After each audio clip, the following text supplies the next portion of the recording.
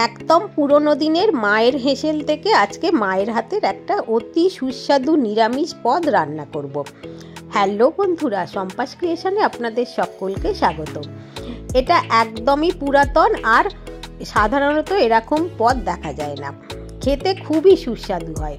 ফুলকপিটা ভালো করে বড় বড় টুকরো করে কেটে নুন জলের মধ্যে ভিজিয়ে রেখেছি, আর আলুটাও একটু বড় করে কেটে নিয়েছি।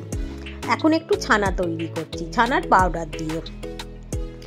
এইভাবে আমি ছানাটা তৈরি করি। ছানা কাটানো হয়ে গিয়েছে। এবারে কড়াইয়ের মধ্যে সাদা তেল একটু 3-4 চামচ দিতে হবে, দিয়ে গোটা জিরে আর শুকনো লঙ্কা একটু ফোড়ন দেবো, দিয়ে একটু নেড়ে নেবো।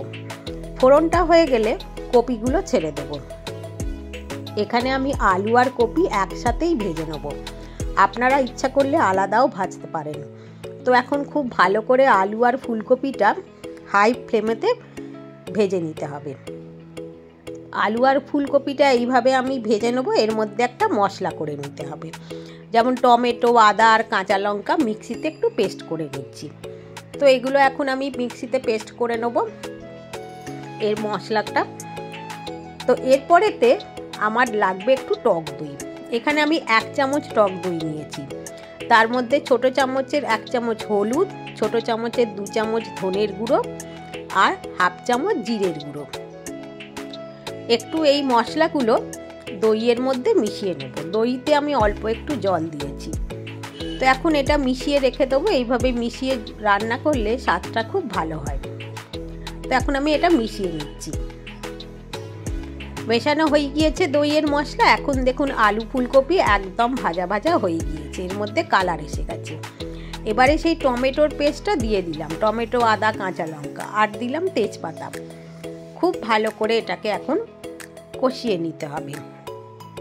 সবজির সাথে মশলাটা ভালো করে এখন কষাচ্ছি। এটাও আমি এখন হাই ফ্লেমেতে করছি। পরিমাণ মতো একটু চিনি দিলাম 1 চামচ, আর দইয়ের মিশ্রণটা, সমস্ত মশলা এখানে দেয়া হয়ে গিয়েছে। খুব ভালো করে এটাকে এখন কষাতে হবে।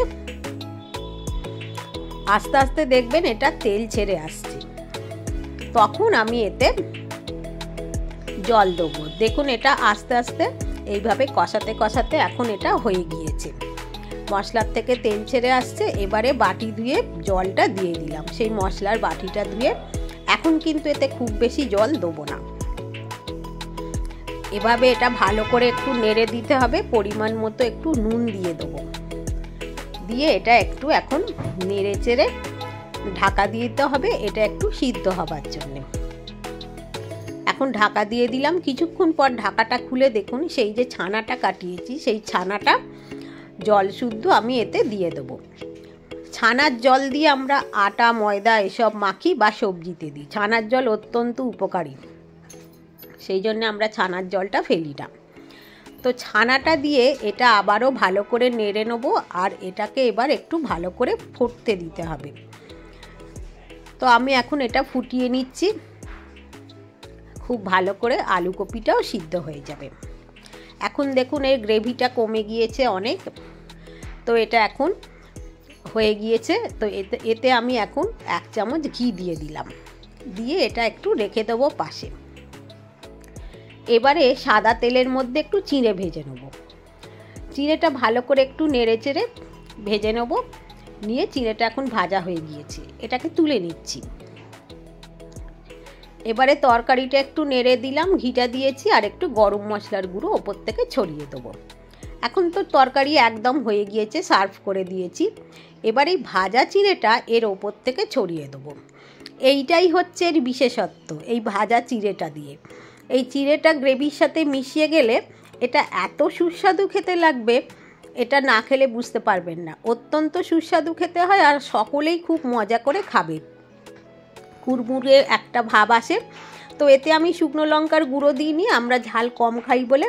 আপনারা ইচ্ছা করলে দিতে পারেন। বন্ধুরা, আপনাদের যদি আমার এই রেসিপিটি ভালো লাগে, পছন্দ হয়, তাহলে অবশ্যই আমার চ্যানেলটিকে সাবস্ক্রাইব করার অনুরোধ করবে। একটা লাইক আর কমেন্ট করে দিলে খুব ভালো লাগবে।